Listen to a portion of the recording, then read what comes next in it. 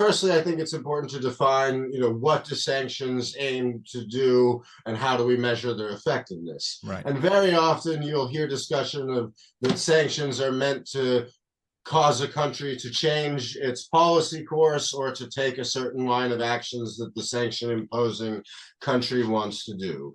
There certainly is an aspect to that in sanctions policies.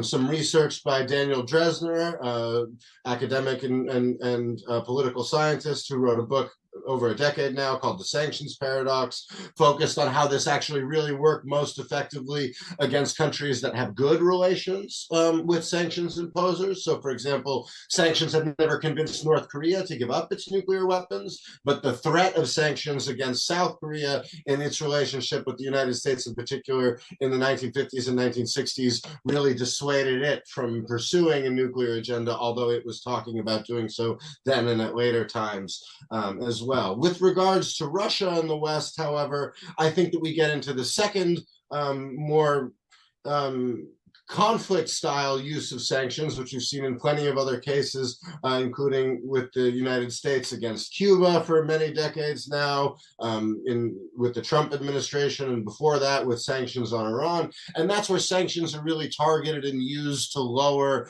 a state's capacity and ability to wage war or take certain actions. So I think the 2014 to 2022 sanctions imposed by the West were not effective because they primarily aimed at trying to deter Russia rather than limit its state capacity. Whereas since 2020, there's been an almost universal recognition by the sanctions imposing states in the West and its allies elsewhere, including Singapore, Switzerland, Japan, South Korea, that sanctions are being used now as a tool to weaken Russia's state capacity.